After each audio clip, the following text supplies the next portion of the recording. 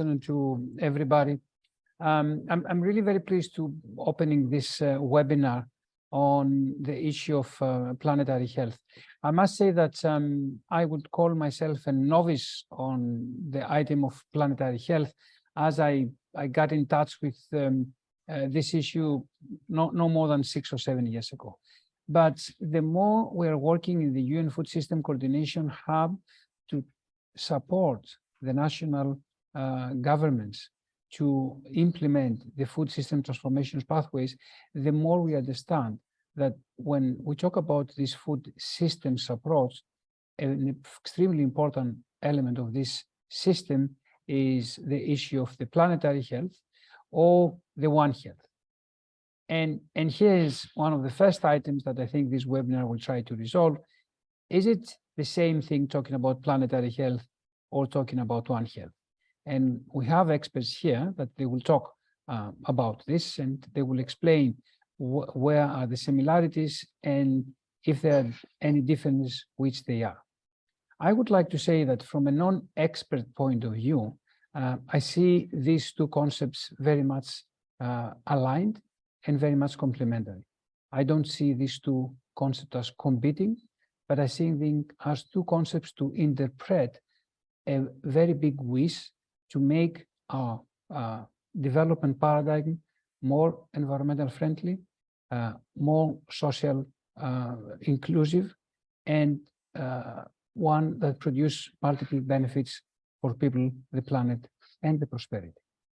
So what I hope that it will happen in the next hour is that there's going to be a lot of knowledge sharing, a lot of interactions that I think it will allow all of the participants of this webinar to have a better understanding on how these concepts can help us on our way to support transformation of food system pathways.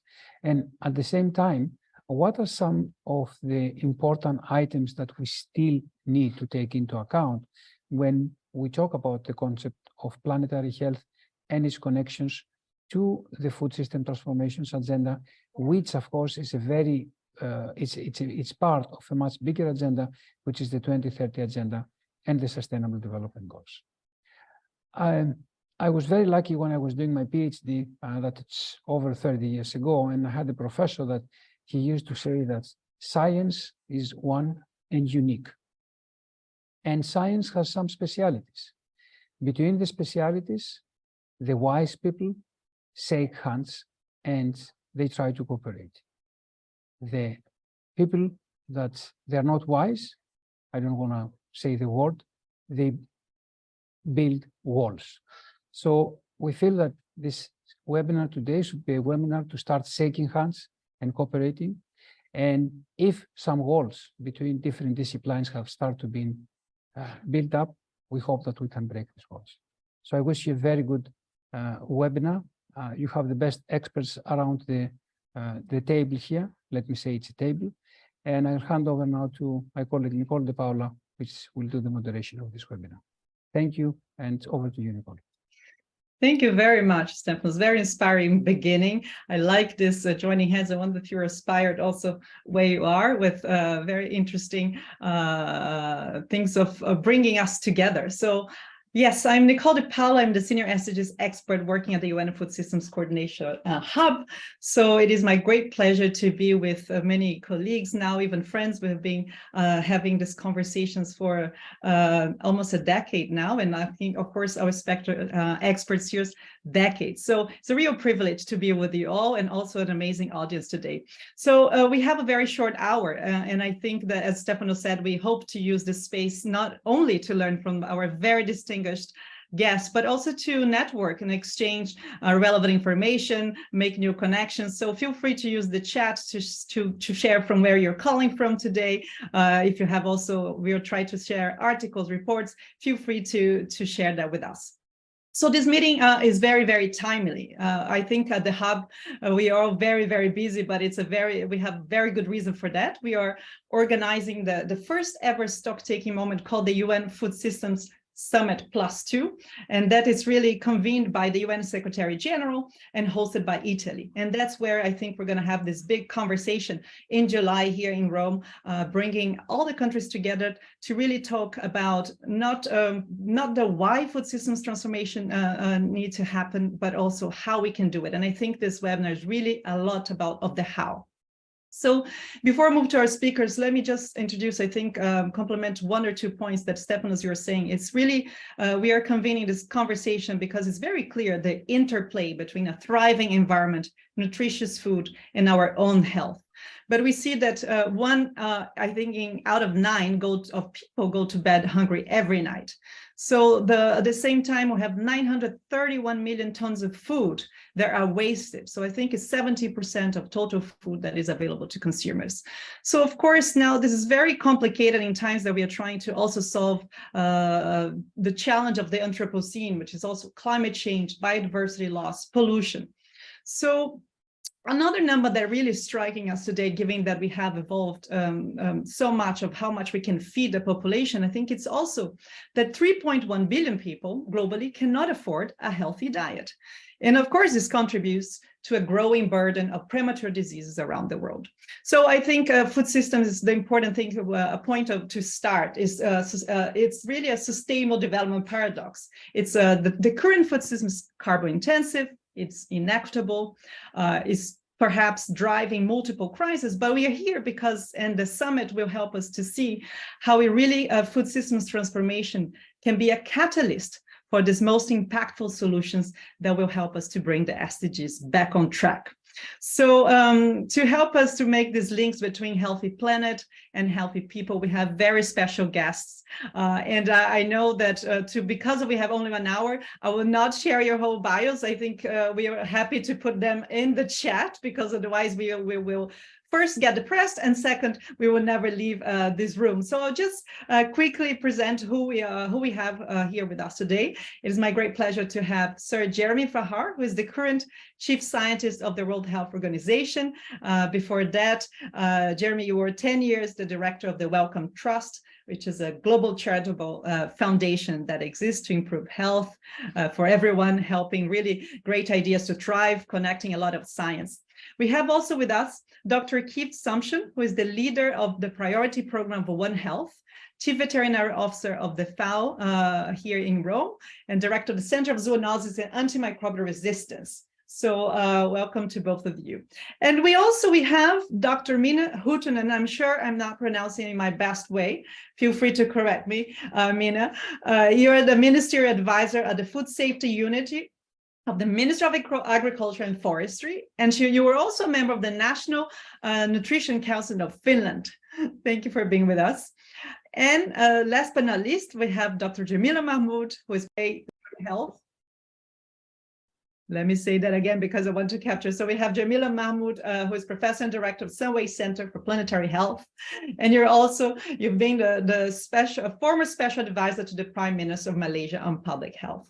So I think we're really trying to capture, of course, the vision where we're going to do multilaterally, but also capture what is happening in some of the countries to advance the concepts of planetary health and One Health and planetary health. So without further ado, I think we're going to start with a mini introduction, some reflections. I'm very pleased to invite you first, Dr. Jeremy, to share a little bit of you. You do have a very prominent position now at WHO. It's fresh, it's new, and I think we are all curious to see and explore how do you see the opportunities to connect and better enhance the synergies between public health and the environmental determinants of health? So Jeremy, you have the floor for 4 to 5 minutes. Welcome.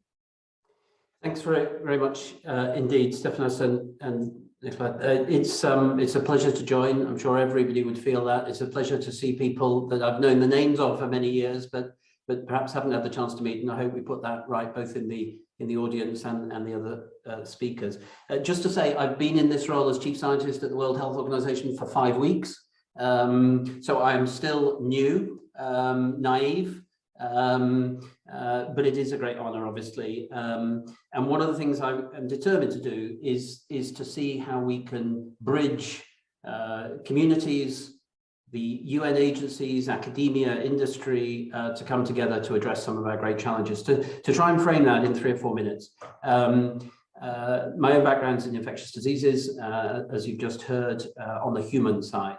I think I've never known another time in my professional or indeed personal life when we faced the challenges we face today. We all know what those are, but they're war in many continents, they're inflation, they're debt, they're inequalities, they're pandemics, there are intergenerational tensions, there's drug resistance, there's food security, there's the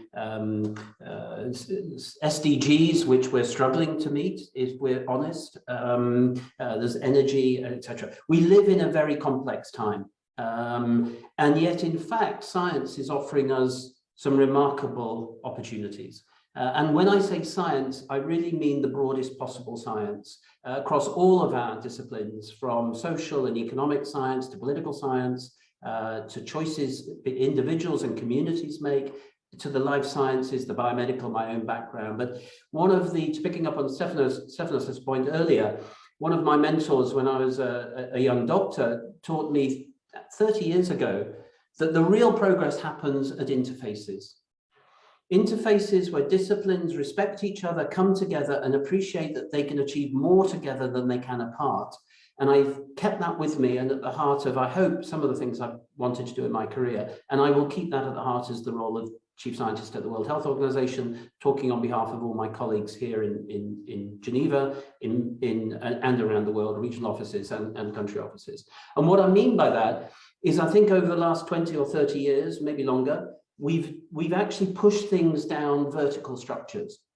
That has had impact. It's been positive. If those of us are old enough to remember what it was like before some of those agencies, organizations, and the others came into being, undoubtedly they've had impact. But the world is about complex systems. And the solutions are going to be by working together and by working in a complex systems approach. And I think sometimes, certainly in my world of the life sciences and human health, I think sometimes intellectually and emotionally, we've struggled with complex systems.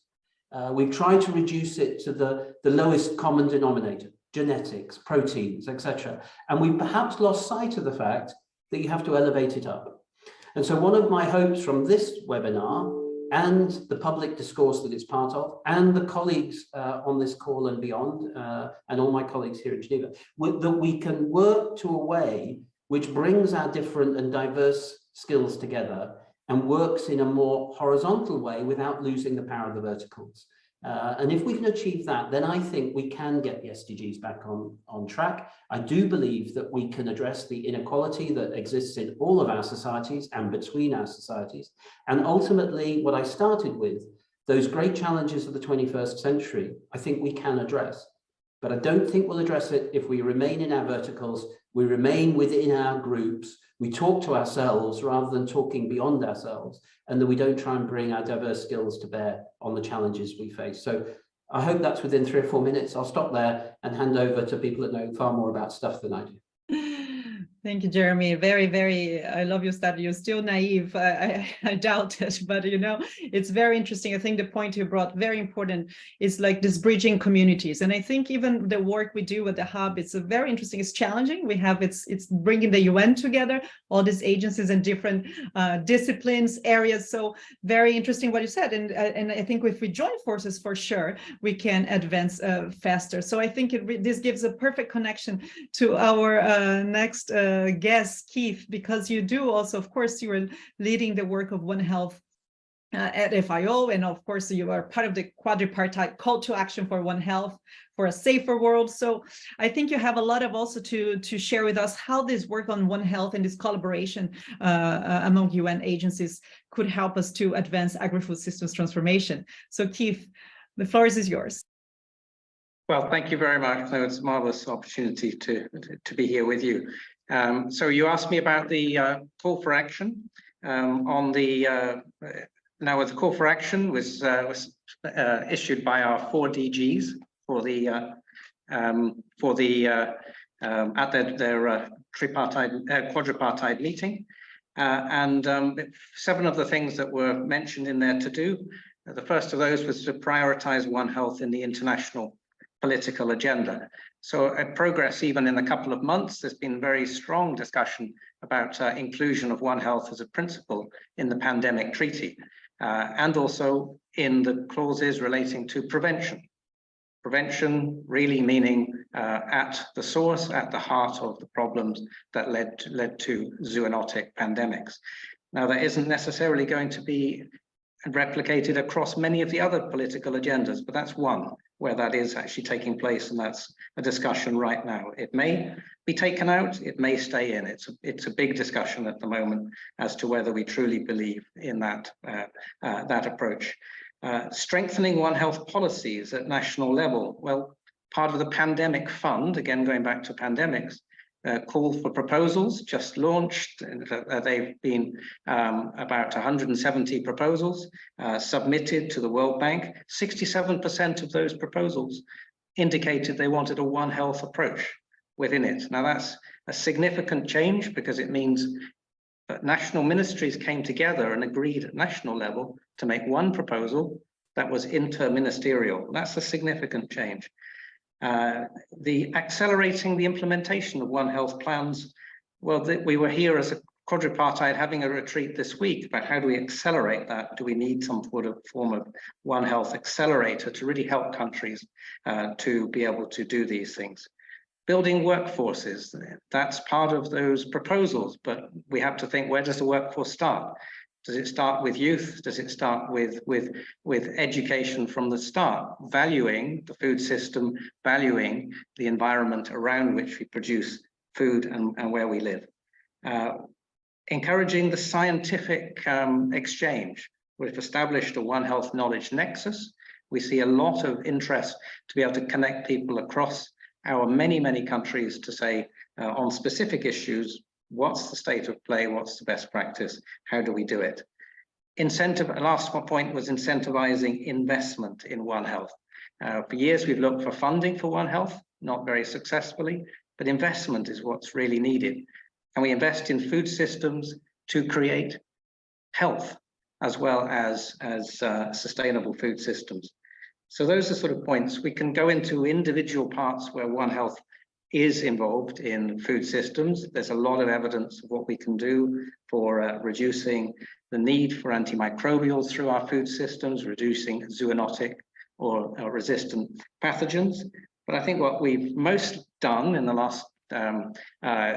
last year with our new definition of One Health is to bring more equity between sectors and recognize that it's not just health of humans in the planet. We have to have healthy ecosystems in which we produce food to have healthy animals, healthy plants, and a healthy agri-food system. Thank you. Thank you so much, Keith. And that was the goal here, also bringing this concrete achievements and things. The good news is things are after a pandemic and a very tragic situation that the world found itself. We have now this transformation. So it's really the crisis that we always have this question, what drives change? And unfortunately, it looks like a big crisis is really those who will bring people together. And like you said, also the funders, we need a lot of this transformation I see, and we have been discussing this for years. It's like if we don't change mindsets, also, of course, the funders of how this projects and this complexity can move forward. So very interesting. And this point also that it calls for a revolutionary shift in our perspective, right? It's like all life is equal and of equal concern. So I think this, the health of course, animals, the planet, and people so interconnected. The question really remains, and I have a question for both our speakers before we move to some of the examples. It's also because it's so the complexity and it's hard to do. We cannot deny that is hard to do when you bring everybody together. And so, and one of the things that we struggle, it looks like, that is the policy communication. And I think you have two people with some experience here. So if we could, in 1 or 2 minutes, I think, what is your recommendation from Jeremy and you, Keith, that you could see how to communicate this complexity? And I know we're not going to have the final answer here, but what comes to your mind is that part? Because I feel that sometimes we tend to ignore the policy communication side. So I don't know if I could go back to Jeremy. I was hoping Keith easy. You're hoping. I know. I saw. Okay, so a few thoughts. One is celebrate success. as a community, we don't celebrate successes enough. I think overall, perhaps a bit too modest about stuff. Make sure that success is celebrated. Years ago, undergoing media training, one thing I was taught is when you're sick of saying something, other people may be hearing it for the first time. So you have to keep making that case, not in just in crises or when you think you're going to fall over, but all the time. And that means true engagement, true involvement, and co-design. And then lastly, celebrate scientists that go into policy making.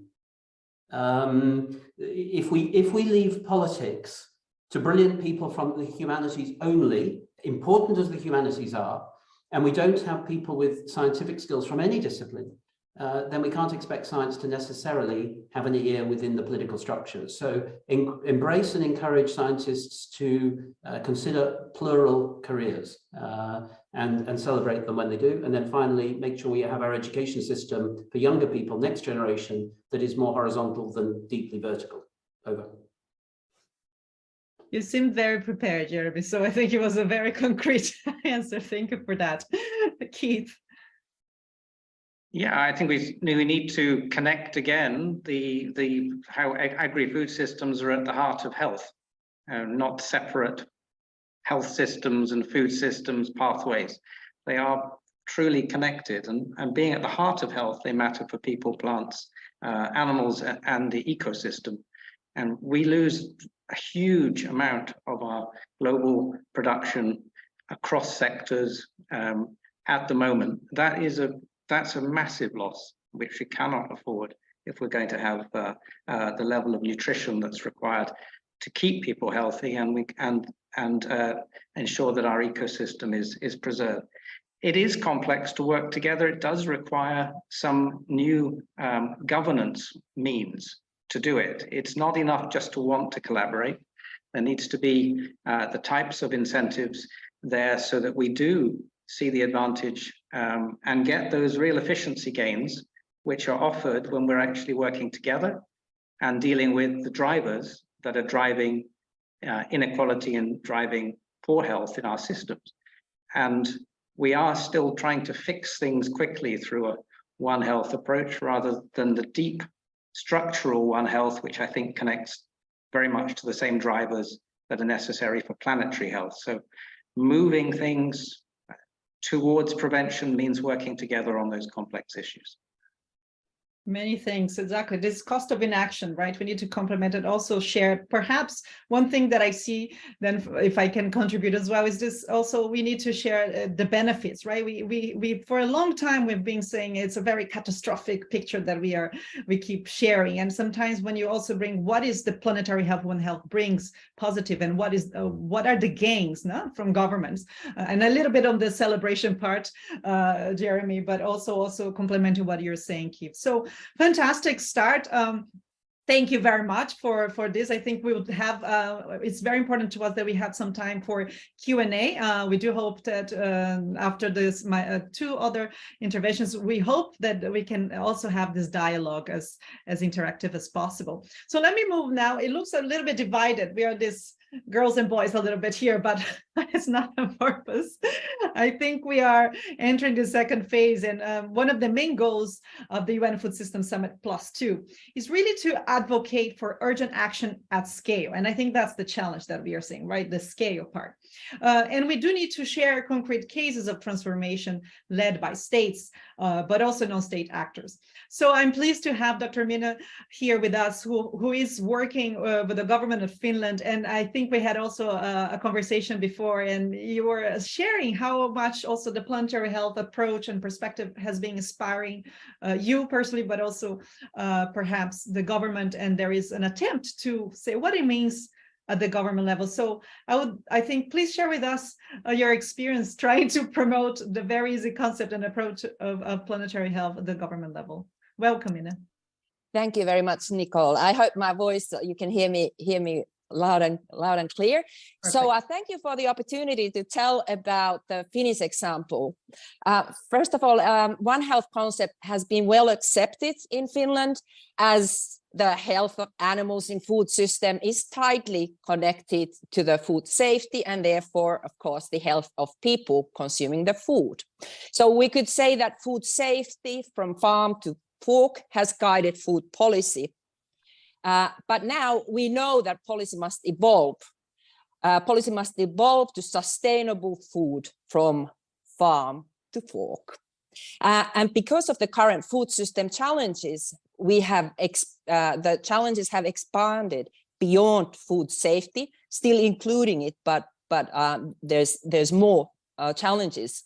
Planetary health approach gives us a broader perspective that considers the health of the entire planet, including ecosystems, biodiversity, and climate. And therefore, it also emphasizes the interdependencies of human well-being and the health of natural systems. Some of the examples of planetary health approach I can give from Finland is, first of all, food and nutrition policy to drive sustainable food systems. There we include the food safety, the good practices, and of course also the food safety legislation, but also tools such as guidelines. So the National Food-Based Dietary Guideline that takes into consideration also sustainability factors, and guidelines for sustainable food procurement.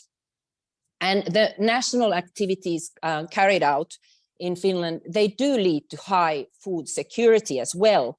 Finland is ranked #1 in Global Food Security Index last year and several years also before that. The key learning we can take from the sustainable food system and connect with the planetary health approach is the holistic approach we need to take, systems thinking, and also collaboration. I think all of these were also mentioned by the previous speakers. And especially social sciences must be integrated to have a more comprehensive understanding and also to promote innovative solutions. But I have two short examples of the planetary health approach I would like to share with you as well. The nature conservation and outdoor recreation. We have extensive network of national parks and protected areas, and they showcase the country's commitment to nature conservation and outdoor activities, preserving natural habitats and providing citizens with opportunities for outdoor activities contributes not only to the biodiversity conservation, but it also improves mental and physical well-being and encourages a deeper connection with nature. Ministry of Agriculture and Ministry of Environment both facilitate access to forests by network of tracks and trails, and actively remind the Ministry of Transport on the role of public transportation to facilitate access to the wild. National parks and conservation areas are important, but so is sustainable forestry. Another example of balancing economic, ecological and social dimension. Remind you, more than 75% of Finland is forest. We follow sustainable forestry practices, and they contribute to maintaining healthy ecosystems and preserving biodiversity, but also support the well-being of local communities and the economy. Forests are also a source of nutritious food. Foraging in the woods continues to be an important in Finland, picking wild berries and mushrooms. And now this is really a quality food and exercise. We have so-called everyone's right to the woods. So you don't need to own your own land, but you can go and pick your berries.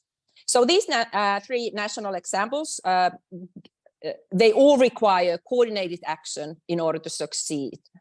And there needs to be multiple stakeholders, policymakers, researchers, producers, consumers, and of course also the civil society. And I certainly think that the planetary health approach facilitates this collaboration, as it really, planetary health approach fosters partnerships and networks that work together, and planetary health approach promotes dialogue, and it really sort of brings together the co-benefits of working together. So this understanding builds bridges between different actors and highlights the common goals and shared interests. Lastly, I would like to point out the next steps in Finland must include research and innovation with very systemic approach to actively advise holistic policymaking. And we have a lot of hope towards the upcoming Horizon Europe research framework and its partnership on sustainable food systems. We hope and see that it provides perfect setting to explore further how sustainable food systems and planetary health go together. Thank you. Thank you, Minna, very much. And I think it was also when we talk about your expanding, because you also brought this dimension of mental health and the role of even nature to collaborate on that. That's, you know, in the crisis we've been experiencing, especially also we see the youth, but not only, it's growing also with the climate anxiety that we see. It's a topic, and I see growing research on that as well. So I think the planetary health perspective also connected dots there, things that we didn't see before so clearly. So very interesting dimensions here. Thank you so much. And I'm sure that if people maybe will have questions, they can start putting in the Q&A. So and complementing that, I think we have last but not least, Dr. Jemilah, and thank you for being so patiently in the line here of this conversation, because of course you've been pioneering this idea of healthy people, healthy planet, and you do have also the example of Malaysia. And one thing we try to see, it's because we don't want these concepts to be placed, you know, in only here in Europe or, you know, North America. And I am from Brazil, and I've been trying to also say, what does it mean to have planetary health in a country like Brazil, for example? And perhaps you feel the same way in Malaysia, and I'm sure you can share a little bit of that experience there from your perspective, and share the news, maybe invite the people also, because you're the host of the next big meeting on planetary health in Malaysia. So welcome. Thank you very much, Nicole. I couldn't agree more with the previous speakers, but maybe to re-emphasize that planetary health for me is a multi-systems approach to the complex interactive relationships we have between people and all living things on Earth, including animals, you know, the forests, and of course human beings. And you know, I'm a long-time humanitarian worker, and I'm a physician, you know, I'm a doctor, and working in emergencies for more than 20 over years, particularly health emergencies. Now, I kept wondering, why is it that we keep, you know, putting on band-aids sometimes for huge wounds that without examining the underlying drivers of why, you know, we land in this situation. And coming from Asia Pacific, you can imagine that, you know, we're kind of like the hotspot for a lot of climate events, but also outbreaks of disease. Now, COVID-19 was for me a real tipping point, particularly for those of us who are, you know, really avid supporters of planetary health, because it, you know, that pause moment that, gosh, have we really overlooked how we've treated the environment, how we've looked at global, you know, animal trade and so on and so forth, and how we live our lives. And I think this is where, you know, the planetary health comes in. And in Malaysia, I was fortunate to be the advisor to the Prime Minister for some time. You know, it was an opportunity to work with the government and help to develop a transformation of health process. And today is very historic, Nicole, because Parliament has just approved today the Health White Paper for Health Transformation, and embedded into that is planetary health. So it's the first time, you know, for our country, certainly, to bring these concepts in, you know, looking at One Health, looking at planetary health. So as you can, I'm really elated right now. So we're trying to make it a something that is embraced by not just the health ministry.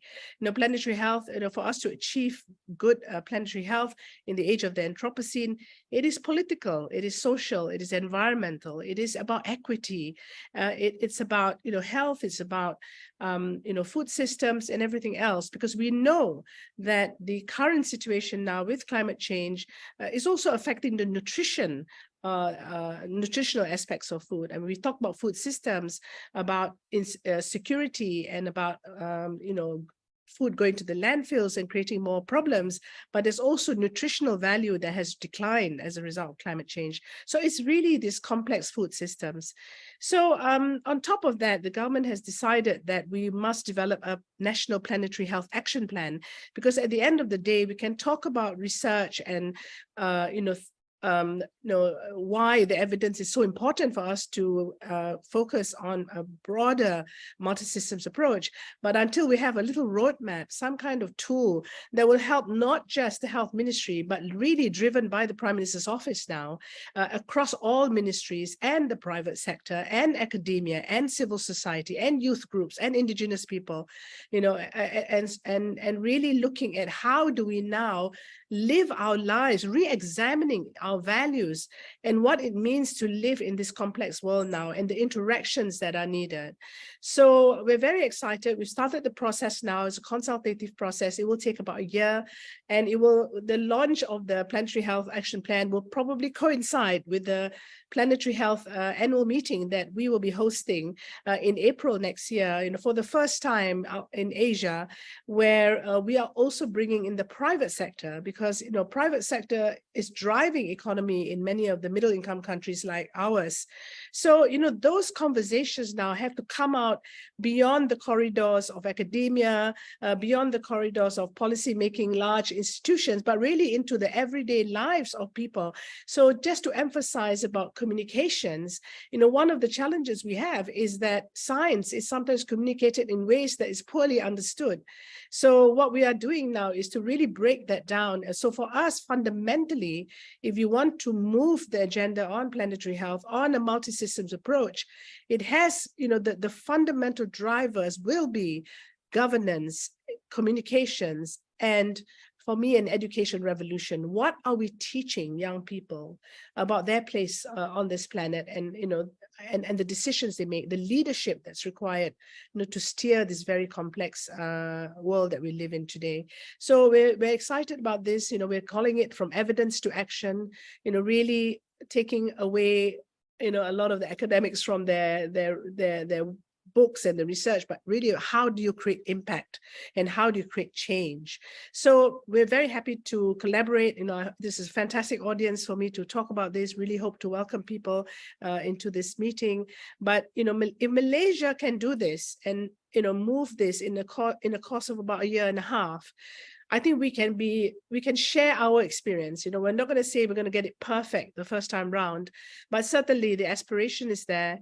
That we want to try to relook at health of planet and everything on this earth, in a different way, and re-examining our relationships. Brilliant, and congratulations for all of this. It's really impressive, and we have been directly working together. So I'm very proud to hear about all of this. And I think I want to have I have the same question for both of you, but developing, because you touched a little bit on this communication, and you said, if Malaysia can do this, meaning, also in such a short time, many people, other countries could do it. But do you think what are the main enabling factors there to do? Because this leadership, I think, is a lot of this coming from the top. I think you gave a little bit, but I would like to, on this policy communication and getting out of the academic walls. And that's why also we're having this conversation today. And I'm so proud that the hub could host this, because you see all these agencies here, and we are there to support governments, right? So continue repeating the message. So I think for both of you and Minna, in terms of this policy communication, if you could develop a little bit more, and you mentioned leadership, education. Jemilah, I'll start with you first. Yeah, I think, we must communicate in a way that, people understand, right? And we are engaging the communicators.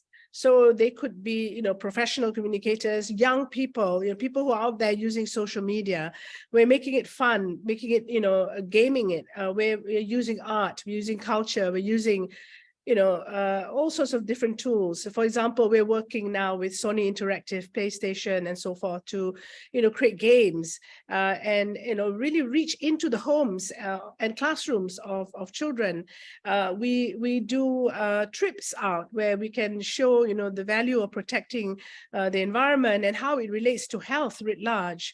And again, with the health white paper that was approved, at least to move forward today, it's about really examining what health means, and make it very clear to policymakers, to the private sector, to the public, that the determinants of health are beyond the health sector. And therefore, that clear, crisp communication and patience, I think, to interact. And in a way, I think that with the pandemic, when we opened up all the space for Zoom and webinars, it's given us tremendous opportunity. Every crisis is an opportunity. And I think, we have this small window now, because I feel people have kind of forgotten the pandemic. So, it's really important to keep reminding everyone that, there will be others to come if we don't start putting in place, this multi-systems approach. And, to our, I call all the other concepts, One Health, Global Health, they're all cousin concepts. We want to arrive at the same place. And I think it's very important to put our egos at the door and really work together and see, who carries, some niche area that they can champion, and how do we work better together, because we don't have time to waste. And, we are in an incredibly dangerous planet, but also we have incredible tools at our disposal. We have enough at our disposal for us to make a difference. Yeah, thank you so much. No time to waste. And I think that's why the communication part is so important also to the public. So congratulations again for bringing this and these examples. Make it fun. Art culture is a lot about the social movement. I think we forget a lot about this part of creating the social movement around these causes in a way that people feel empowered and engaged and feel like driving this transformation. So Minna, do you have also any reflections on from that perspective in your country and your even in your trajectory?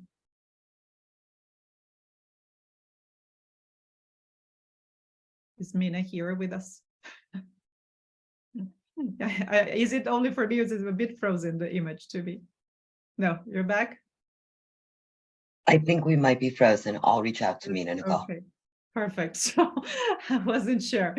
Thank you. So I hope when she's back, there will be some comments. But I think that's a very, I'm so impressed with it. It's so rich. And the topic, of course, is very large and vast. And there are so many ways we can enter the topic. We try to, of course, there's the food systems for us. I think that what is very relevant is because food systems also allows us to enter into so many areas, of course, and that's the richness of our work. I do want to encourage questions in the Q&A box. I think I see two here. My colleagues can help me also to identify if I'm missing something. The chat is I cannot read the chat right now. There's a lot. I definitely want to read this carefully, but I have two questions here. One from Esperanza Silva from FAO Angola, asking, so I'll pose two questions and then we see how we can divide this. So what are your expectations regarding the important role of women for more resilient food systems? Thanks for the brilliant presentation. Thanks for this brilliant question. And that's the question that I wanted to pose. So thanks for reading my thoughts. And the second question here is that what are your ideas to enhance culture already strong in low and middle income countries where people eat mostly minimally processed food and have a lifestyle that prioritizes time to prepare their own food? So a little bit of our lifestyles, right? Do you think that food industry play a role influencing the way people, especially in Western societies, eat? And so I'm giving, and I'll get a third here. So systemic, holistic, multi-sector and multi-dimensional approach to food systems transformation of planetary health is ideally excellent approach. However, the approach seems rather challenging in reality. How could the obvious challenge be addressed while applying the approach of the practical context? So I think it's a lot of a comment of things that we've been trying to address. The last part here, I think of some of you addressed that. But who would like to start with this? With the gender dimension, maybe, I don't know. And it doesn't need to be the women to address the gender question, because just to clarify.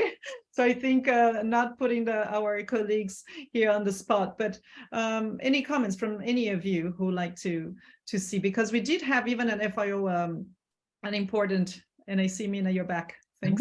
I was for a moment talking to your shadow. Yes, so, sorry about that. If you don't mind, maybe I can talk now, because please, go ahead. I looked up the question about women, but I do think that this response is quite of a universal. I feel very strongly that we do need to look into and start to identify the shared goals between different policy areas and what are the goals, because those are the connectors.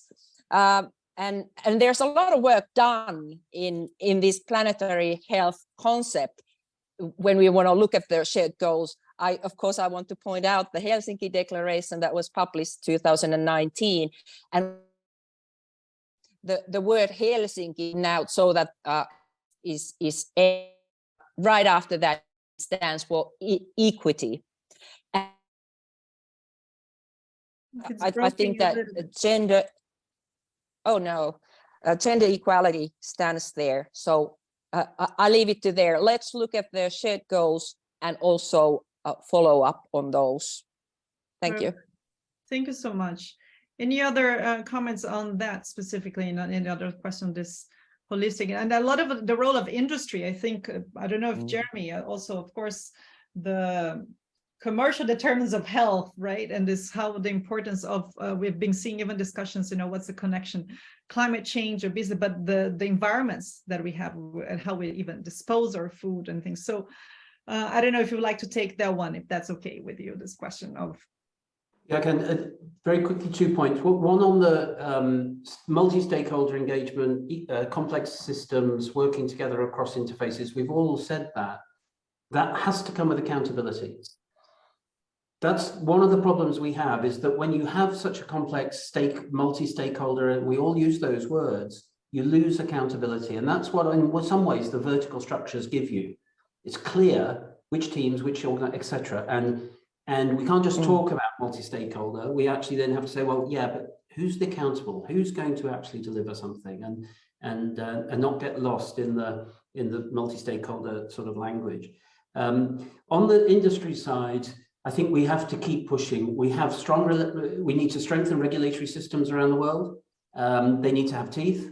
They need to be better harmonized, in my view, and we need them not just in certain segments of the world, but the world over.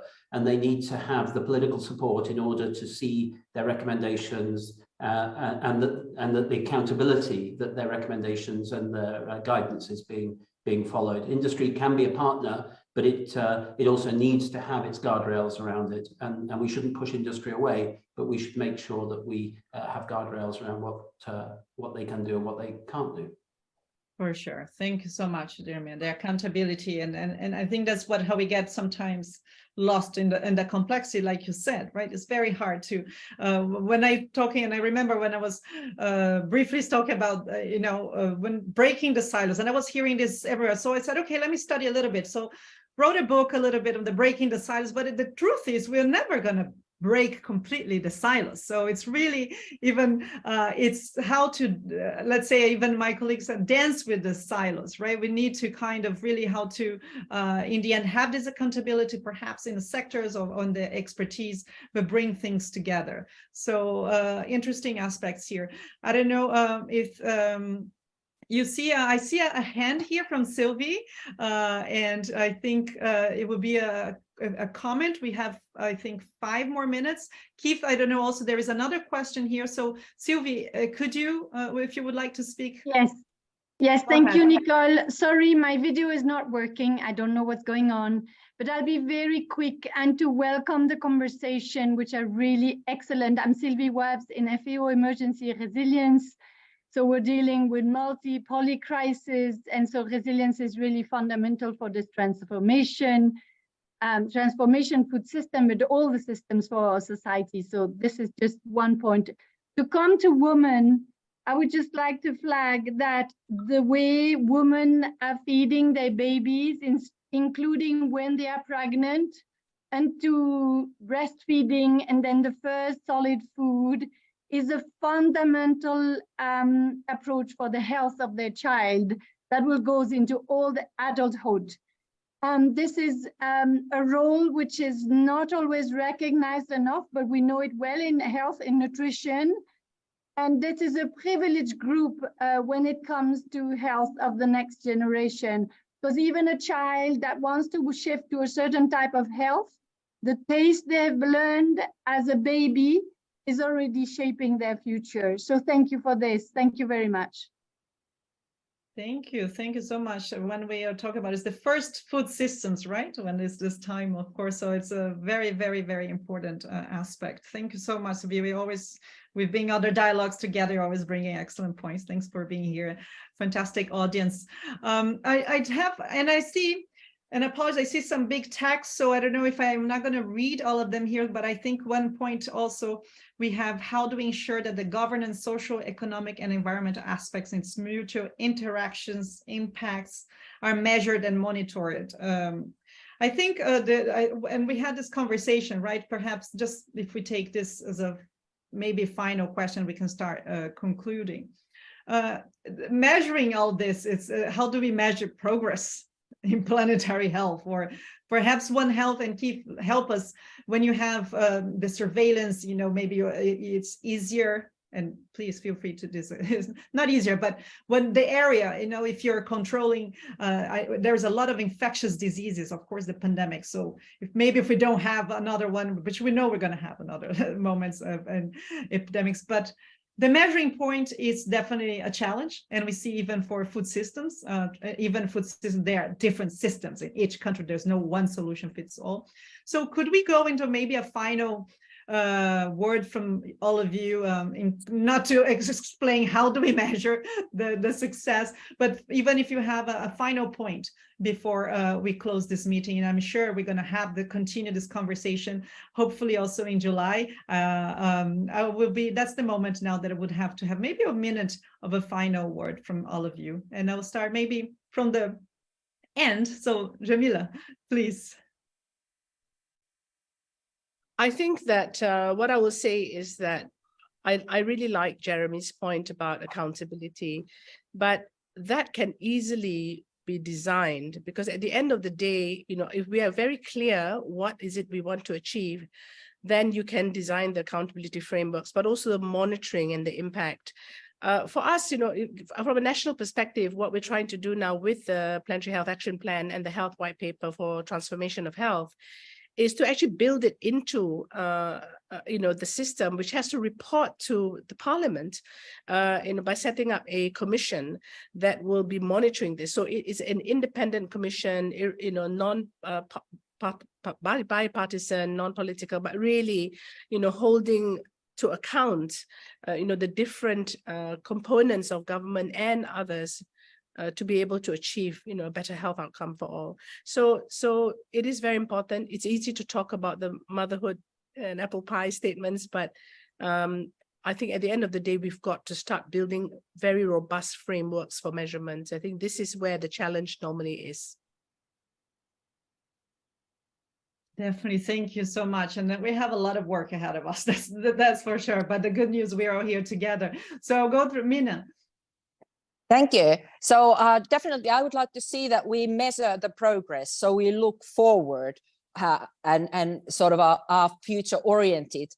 We should use data in a clever way. It might be so that maybe we already have the data sets that we can use to measure the progress of planetary health and how that advances, but maybe we need to analyze the data in a different way.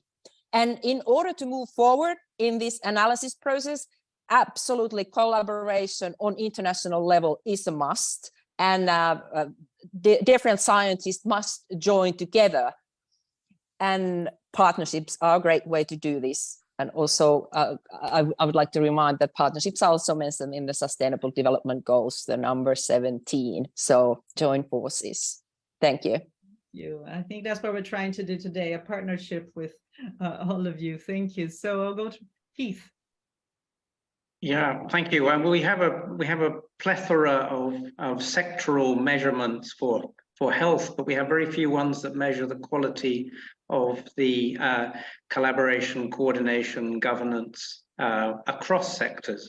We've started to use and develop tools to try to do that, because I think as we're trying to look to see is really how well are things working together and what is in place to sustain those. I think, as Jemilah was saying, the measurements that indicate this is not just an intentionality of individuals, over time, but actually is embedded in the processes and structures and the way things are governed at country level. And I think that's much more interesting to look at now, and it probably reflects the national maturity to deal with other complex issues. So we're advocating more on that tool development. Thank you. Thank you. And you touched the word is the maturity. We are all maturing, right, in learning together. And I see that also when we're discussing the national pathways for food systems transformation since the summit and now, and that's what I think what we're going to be doing in July. So thank you so much. Jeremy, your final words. Difficult going at the end. I think we should be streetwise when it comes to politics. Politics is by its very nature relatively short term, and many of the challenges we face are long-term challenges of infrastructure and change. I think one way through that is to link things to people's lives today. One of my bugbears around, in some ways, around the climate movement is it's about degrees of climate change in 30, 20, 30, 40 years' time. It's happening now. And I think linking it to people's lives today through whatever means is critical. Third point would be talk beyond ourselves. We're convinced. We've got to talk beyond those that are already convinced. And finally, trust the next generation. I mean, if you look, I think, at who is really driving these movements, it's people mostly certainly younger than me. And so the next generation is absolutely critical. And I think that's where the pressure for change will truly come from. Over. Thank you very much. And I think for me, I'm just personally also very pleased. I'm very enthusiastic of this conversation. And my background is in international affairs, so I'm also being circulating with people in very different disciplines. And that's definitely a learning. And I think this communication is essential. So today, our conversation really focused on this urgent need to operationalize the systems thinking, that it's not an easy thing to do, but also incorporate this knowledge-based in decision-making, right? Of course, that's what we're trying to do for food systems. So in closing, I have 2 minutes. I just really want to thank our team here, also Abigail Smith, Ludovica Nesbitt, Alison Graham, Mosaic Trust, and Moran Adley, who helped us to organize this meeting. They are also supporting us today, so big thank you. There is a poll in the chat that's for you to take a look so we can continue this conversation and learning what kind of topics we should even develop more. And I think also this webinar was creating to align this vision of this upcoming UN Food Systems Summit +2, because it's really, we're trying to say there will be action in its DNA, right? We want to see what is happening after this big crisis that we all went through to get the COVID, now the cost of living crisis. There must be some action, but it's also a lucid review of this progress, right? We know the SDGs are off track and we need to accelerate this cooperation, but we also need to be very inclusive. Very important point here. We're not going to, this transformation with even, let's say, half of the population, female population left out, it's not going to be a long-term transformation. Systems approach, I think many of you very powerfully stress that needs to be done to drive the whole SDGs forward. We need to be optimistic, but also I think grounded in realism, right? I think we need to celebrate our success, but also face the difficult topics. And I think one of the difficult topics is the vested interest, right? And the part of bringing accountability to this is part of this. Next is approach and building resilience. So with that, I think I would like to invite, you've been very resilient. After 3 years that we've been doing Zoom, you accepted this invitation to be in another virtual meeting. All of you, the participants. So thank you so much. I invite you to check the virtual campus that to participate. If you cannot be in Rome, you can also definitely follow the conversation in our virtual campus in July. And with that, feel free to reach out to us. I hope we continue the conversation, and I wish you an excellent afternoon for Rome, good evening, good morning, and hope to see you again very soon. Thank you all. Goodbye. Thank you. Thanks.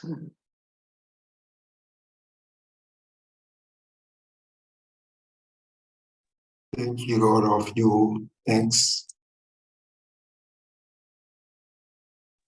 Thank you. Thank you.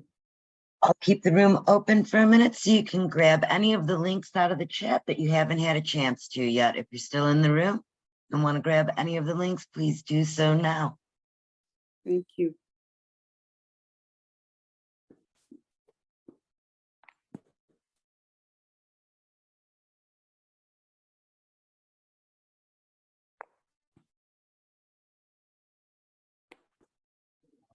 Well, I use the opportunity just to ask for concerning the consultation. It's we can send it spread it largely to the science community. The link. Yes, Okay, wonderful. it's just a short one about the webinar. So thanks, Ro, for being here. Good to see you. Thanks all. So, and please share the link to participate in the summit in July. Goodbye, everyone. Bye. I'm going to close the room now. Thank you, colleagues, for joining us today. Please email us or reach out to us if you have any questions. Have a wonderful afternoon. Thank you all. Thank you. Thank you all. It was great. Thank you, all of you.